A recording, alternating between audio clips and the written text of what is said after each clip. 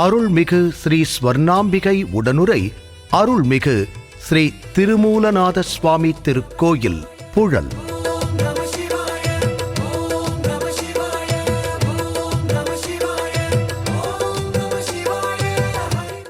இன்றைய ஆலய தரிசனம் நிகழ்ச்சியில் திருவள்ளூர் மாவட்டம் புழல் பகுதியில் எழுந்தருளி இருக்கின்ற அருள்மிகு ஸ்ரீ ஸ்வர்ணாம்பிகை உடனுரை அருள்மிகு ஸ்ரீ திருமூலநாத சுவாமியை தரிசனம் செய்ய இருக்கிறோம். கங்காதரலிங்கம் கருணாகரலிங்கம் கங்காதரலிங்கம் சர்வேஸ்வரலிங்கம் அருள்பூரணலிங்கம். சென்னை புழலில் அமைந்துள்ள சுமார் 1300 ஆண்டுகள் பழமையான பல்லவர் கால கோயில் அருள்மிகு ஸ்வர்ணாம்பிகை உடனுரை ஸ்ரீ திருமூலநாதர் சுவாமி திருக்கோயில். இது 10ஆம் நூற்றாண்டில் பல்லவர் காலத்தில் கட்டப்பட்டு பின்னர் சோழர்கள் மற்றும் விஜயநகரர்களின் காலத்தில் விரிவாக்கப்பட்டு புனரமைக்கப்பட்டது. இக்கோயில் கருவறைக்கு இடதுபுறம் ஒரு சுரங்கப்பாதை இருந்ததாகவும் இதன் வழியே மன்னர்கள் திருவொற்றியூர் மற்றும் திருமழிசைக்கு சென்று பூஜை செய்ததாகவும் நம்பப்படுகிறது. இந்த ஆலயம் நால்வரில் ஒருவரான சுந்தரமூர்த்தி சுவாமிகள் வருகை புரிந்த வைப்புத் தலம். பெருந்தேவனார் என்ற புலவரால் நாலாறு கோட்டத்து நாயகனே என்று இந்த தலத்தின் ஈசன் பாடல் பெற்றார். புழல் பகுதியை சுற்றியுள்ள நாலாறு கோட்டங்களை தலைமையிடமாக கொண்டு ஆண்ட மன்னர்களால் வழிபட்டவர் என்பதால் இத்தல இறைவன் இப்பெயரால் அழைக்கப்படுகிறார். கிபி 12ஆம் நூற்றாண்டில் 2ஆம் ராஜேந்திர சோழன் காலத்தில் இவ்வூர் புழல் கோட்டத்து ராஜசுந்தரி நல்லூர் என பெயர் பெற்றிருந்தது. இவ்வாலயம் ஆகாயத் தலமான சிதம்பரத்திற்கும் அக்னித்தலமான திருவண்ணாமலைக்கும் நிகரான தலம். அது மட்டுமில்லாமல் இந்த தலம் தியானத்திற்கும் ஞானத்திற்கும் சிறப்பு பெற்று விளங்குகிறது. திருமந்திரம் எழுதிய திருமூலர் வணங்கியதால் இத்தல ஈசனுக்கு திருமூலநாதர் எனும் திருநாமம் ஏற்பட்டதாக கோயில் தல புராணம் சொல்கிறது. நாகாபரணம் அணிந்தபடி திருமூலநாதர் கிழக்கு நோக்கிய கருவறையில் சதுர வடிவிலான ஆவுடையார் மீது லிங்கத் திருமேனியாக எழுந்தருளியுள்ளார். லிங்கம் பெரியது, கிழக்கு நோக்கி உள்ளது. இறைவன் சுயம்பு மூர்த்தியாக அருள் பாலிக்கிறார். வருடத்திற்கு 2 முறை புரட்டாசி மற்றும் பங்குனி மாதங்களில் சூரியன் தன் ஒளிக்கற்றைகளை நீட்டி திருமூலநாதரை வழிபட்டுச் செல்கிறார். அருள்வாரி பொழிகின்ற ஒரு மந்திரம், அடியார்கள் தொழுகின்ற ஒரு மந்திரம், உள் நின்று உயிர்க்கின்ற திருமந்திரம் சிவமந்திரம். அம்பாள் ஸ்ரீ ஸ்வர்ணாம்பிகை தென் திசை நோக்கி அருள் பாலிக்கின்றாள். நீக்கிடும் வினை போக்கிடும் சிவமாக்கிடும் சிவமந்திரம். கருவறை மற்றும் அர்த்த மண்டபத்தின் பஞ்ச கோஷ்டங்களில் முறையே விநாயகர், தட்சிணாமூர்த்தி, விஷ்ணு, பிரம்மா மற்றும் துர்க்கை ஆகிய சிலாரூபங்கள் காட்சியளிக்கின்றன. ரீங்காரம் புரிகின்ற ஒரு மந்திரம், உள்ளார்க்கும் இல்லார்க்கும் பொதுவாகவே அருள்வாரி பொழிகின்ற ஒரு மந்திரம்.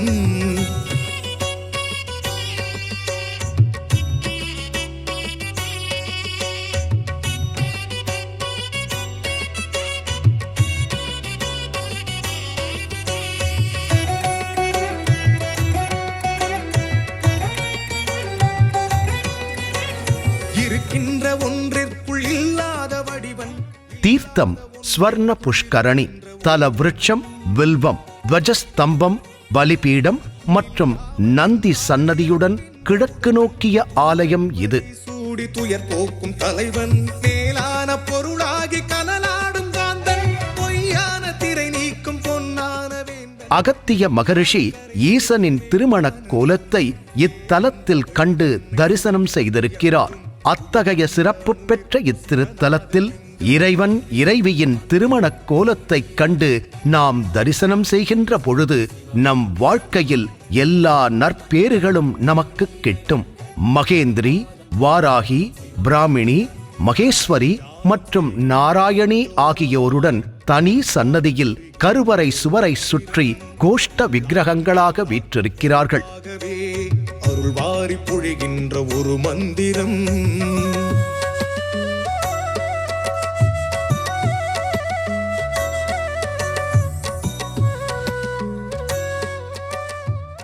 வெளிப்பிரகாரத்தில் மகா கணபதி, ஸ்ரீ ஆஞ்சநேயர், மகா பிரத்யங்கரா தேவி, சரபேஸ்வரர், காசி விஸ்வநாதர், விசாலாட்சி, நாகர், நவக்கிரகங்கள், பைரவர், சண்டிகேஸ்வரர் சன்னதிகள் உள்ளன. கங்கைக்கு சிரம் தந்த சந்தானமூர்த்தி, வேதத்தின் பொருளாகும் நடராச கீர்த்தி. பஞ்சாட்சரம் தன்னில் நிறைகின்ற நேர்த்தி, ஜோதிஸ்வரூபன் உன் திருப்பாதம் போற்றி. நெற்றிக்கண் நெருப்பெரிய எழுகின்ற தீரம், கண்ணப்பன் அன்புக்கு கரைகின்ற ஈரம். துணை நாடும் நொடியோடு உடன் வந்து சேரும், ஓங்கார ஒலியாகி எழுவித்தி எம்பும், உடலாடும் உயிரோடும் சிவநாதலிங்கம்.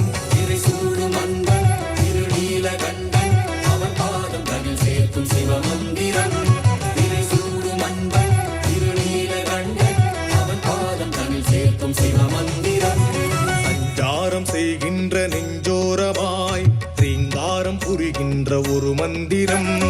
உள்ளார்க்கும் இல்லார்க்கும் பொதுவாகவே அருள் வாரி பொழிகின்ற ஒரு மந்திரம். அடியார்கள் தொழுகின்ற ஒரு மந்திரம், உள் நின்று உயிர்க்கின்ற திருமந்திரம். சிவமந்திரம் சிவமந்திரம், சுயமாய் எழும் சிவமந்திரம். பிணி நீக்கிடும் வினை போக்கிடும், சிவமாக்கிடும் சிவமந்திரம்.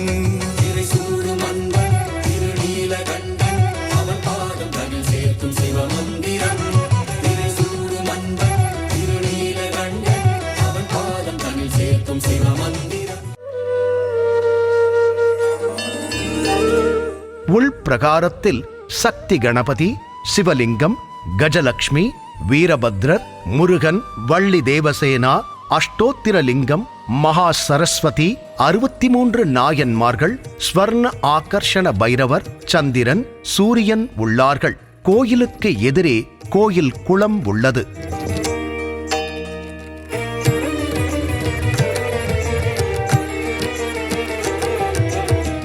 பைரவர் சதுர்புஜங்களுடன் விரிந்த அனல் மகுடம், கண்டிகை, மணிவடம், தோள்வளை, அரஞ்ஞான் போன்ற அணிகலன்களுடன் காணப்படுவதோடு இவரது வாகனமான நாய் மிகவும் எழிலாக அமைந்துள்ளது. பைரவரின் மேல் வலது திருக்கரம் உடுக்கையை பற்றியுள்ளது. இடது திருக்கரம் பாசக்கயிற்றை பிடித்துள்ளது. கீழ் வலது திருக்கரம் திரிசூலத்தையும் இடது திருக்கரம் கபாலத்தையும் ஏந்தி காட்சி தருகிறார். இச்சிலையின் காலம் 19ஆம் நூற்றாண்டு என்று தொல்லியல் ஆய்வாளர்கள் தெரிவிக்கின்றனர். எல்லா சிவன் திருத்தலங்களிலும் நாம் முதலில் வழிபடுவது விநாயகர், நிறைவாக வழிபடுவது பைரவர். பைரவர் காவல் தெய்வமாக ஒவ்வொரு திருத்தலத்திலும் வீற்றிருக்கிறார். அவரை நாம் வணங்குகின்ற பொழுது பயம் நம்மை விட்டு விலகும், எதிரிகளின் தொல்லை நீங்கும், நம்முடைய பாவங்கள் எல்லாம் பனி போல விலகிவிடும். பைரவர் என்றாலே பயத்தை போக்குபவர் என்றுதான் பொருள். பொதுவாக பைரவரை பார்த்தவுடன் சிலர் பயந்து விடுவர். ஆனால் அவர் நமக்கு நன்மை புரிபவர். சனி பகவானின் பிடியிலிருந்து நாம் வெளிவர உறுதுணையாக இருப்பவர். ஒவ்வொரு மாதமும் தேய்பிறை அஷ்டமி பைரவரை வழிபடுவதற்கு சிறப்பான தினமாகும். இத்திருக்கோயிலில் அன்றைய தினம் சிறப்பு வழிபாடுகள் நடைபெறும். தெற்கு கோஷ்டத்தில் கல்லால விருட்சத்தின் கீழ் தட்சிணாமூர்த்தி வீராசன திருக்கோலத்தில் அருளுகின்றார். இவரது மேல் இரு திருக்கரங்கள் நாகப்பாம்பினையும் அக்னி தண்டினையும் பற்றி இருக்கிறது. கீழ் வலது திருக்கரம் சின்முத்திரை தாங்கியும், இடது திருக்கரம் புத்தக முத்திரையில் ஏடு ஏந்திய திருக்கரமாகவும் காணப்படுகிறது. சிரசினை ஜடாபாரம் அலங்கரிக்கிறது. வலது செவியில் அணிகள் ஏதும் இன்றி நீள் செவியாகவும், இடது செவியில் பத்ர குண்டலமும் அலங்கரிக்கின்றது. திருக்கழுத்தில் ருத்ராட்சமணி, தோள்களில் தோள்வளை, முன் கைகளில் கைவளை, இடையில் தொடைவரை இடைக்கச்சை ஆகிய அணிகலன்கள் அலங்கரிக்கின்றன. இச்சிற்ப வடிவம் 15ஆம் நூற்றாண்டை சார்ந்தது என தொல்லியல் ஆய்வாளர்கள் தெரிவிக்கின்றனர். இமை ரெண்டு கிடை நின்று ஜொலிக்கின்றவன், இமயத்தின் வடிவத்தில் இருக்கின்றவன், நம் இதயத்தின் இயக்கத்தில் இசைக்கின்றவன், சுழுமுனையோடி சுகமாகி திளைக்கின்றவன். நம சிவாய வாழ்கவே, நாதன் நாமம் வாழ்கவே, ஆதி அந்தமின்றி ஆளும் தெய்வம் வாழ்கவே. நம சிவாய வாழ்கவே, நாதன் நாமம் வாழ்கவே, ஆதி அந்தமின்றி ஆளும் தெய்வம் வாழ்கவே. அருள் தூவிடும் மண்ணாமலை, இருள் போக்கிடும் ஆராதனை.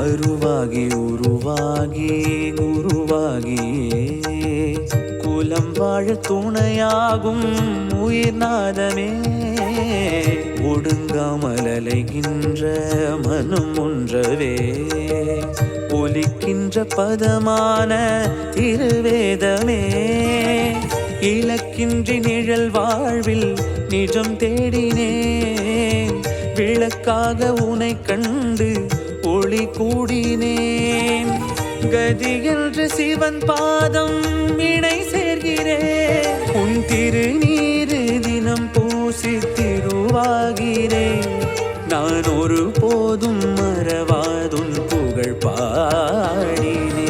நம சிவாய வாழ்கவே, நாதன் நாமம் வாழ்கவே, ஆதி அந்தமின்றி ஆளும் தெய்வம் வாழ்கவே. நம சிவாய வாழ்கவே, நாதன் நாமம் வாழ்கவே, ஆதி அந்தமின்றி ஆளும் தெய்வம் வாழ்கவே.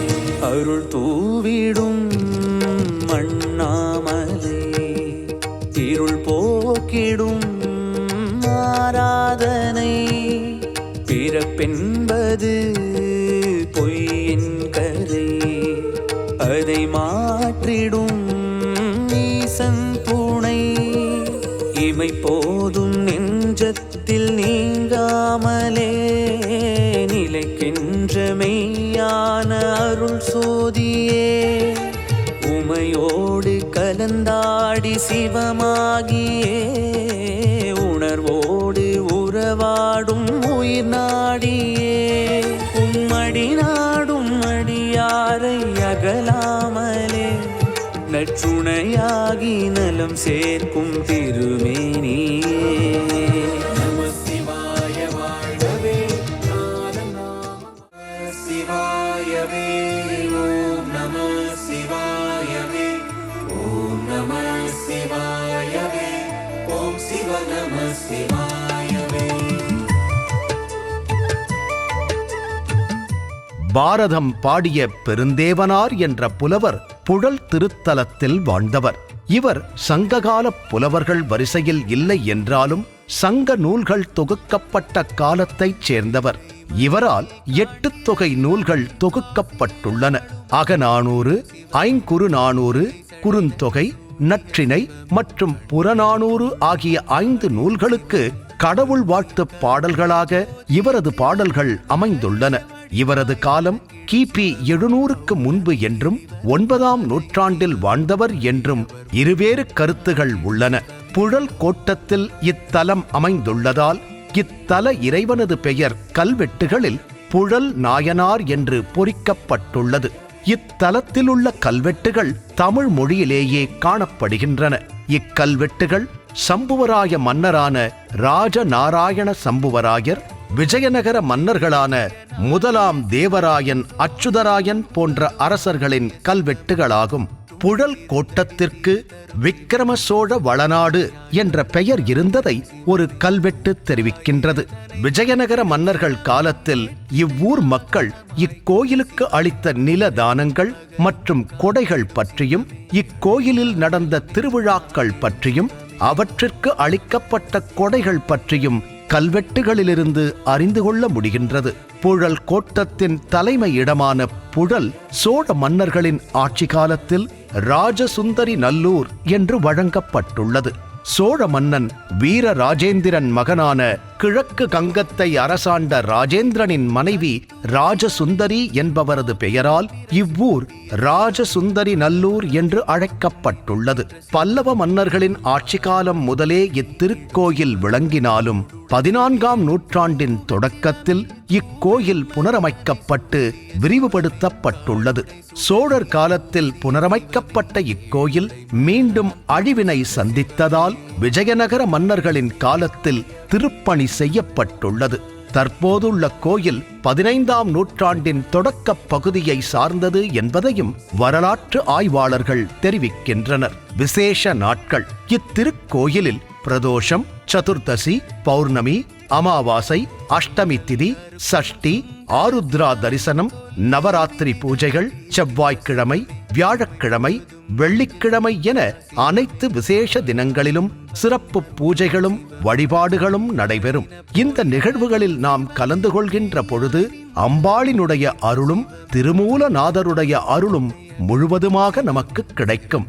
சொர்ணாம்பிகையாக நம்முடைய வாழ்க்கைக்கு தேவையான எல்லா செல்வ வளங்களையும் வழங்கக்கூடிய அன்னையாக இந்த அன்னை விளங்குகிறாள்.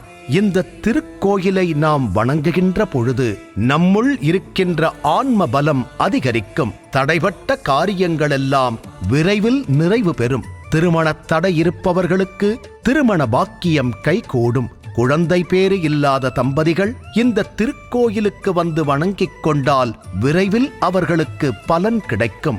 மாணவர்கள் ஞானத்தினை பெறுவதற்கு இங்கு இருக்கக்கூடிய தட்சிணாமூர்த்தியை தொடர்ந்து வணங்கி வருகின்றனர். வேலை, பதவி உயர்வு என எல்லாவற்றையும் குறைவின்றி வழங்கி நமக்கு அருள் புரிவார் இந்த திருமூலநாதர்.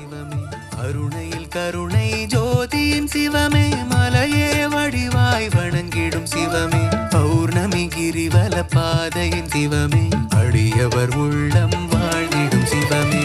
ஓம் நம சிவாயவே, ஓம் நம சிவாயவே, ஓம் நம சிவாயவே, ஓம் சிவ நம சிவாயவே.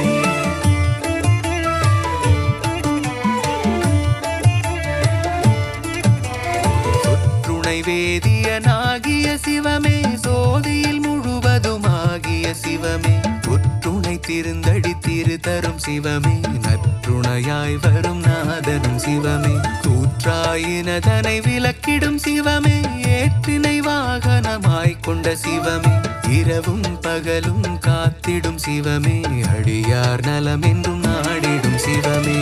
ஓம் நம சிவாயவே, ஓம் நம சிவாயவே, ஓம் நம சிவாயவே, ஓம் சிவ நம சிவாயவே.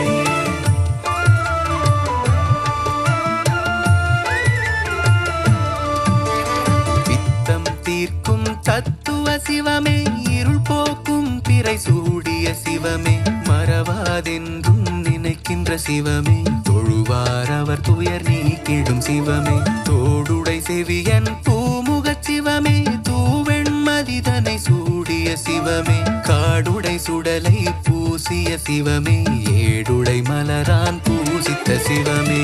ஓம் நம சிவாயவே, ஓம் நம சிவாயவே, ஓம் நம சிவாயவே, ஓம் சிவ நம சிவாயவே. கோயில் நேரம் காலை 7 மணி முதல் 11:30 மணி வரையிலும், மாலை 5 மணி முதல் 8 மணி வரையிலும் கோயில் திறந்திருக்கும். இருப்பிடம் சென்னையை அடுத்த புழல் பகுதியில் காந்தி சாலைக்கு எதிரே இத்திருக்கோயில் அமைந்துள்ளது. புழல் சிறையிலிருந்து சுமார் 1 கிலோமீட்டர் தொலைவில் அமைந்துள்ளது. புழல் பேருந்து நிலையம் அல்லது புழல் சிறை அருகில் இறங்கி அங்கிருந்து காந்தி மெயின் ரோடு வழியாகச் சென்றால் கோவிலை எளிதில் அடையலாம். இன்று திருவள்ளூர் மாவட்டம் புழல் பகுதியில் எழுந்தருளியிருக்கின்ற அருள்மிகு ஸ்வர்ணாம்பிகை உடனுரை அருள்மிகு ஸ்ரீ திருமூலநாத சுவாமியை தரிசனம் செய்தோம். அம்மையப்பன் அருள் முழுவதுமாக நம்முடைய வாழ்க்கையில் நிறைந்து நம்முடைய வாழ்வும் மனமும் உடலும் செழுமை அடையட்டும். ஓம் நம சிவாய, ஓம் நம சிவாய, ஓம் நம சிவாய. இது போன்ற ஆன்மீக வீடியோக்களை தொடர்ந்து பார்க்க கடவுள் டிவி யூடியூப் சேனலை சப்ஸ்கிரைப் பண்ணுங்க.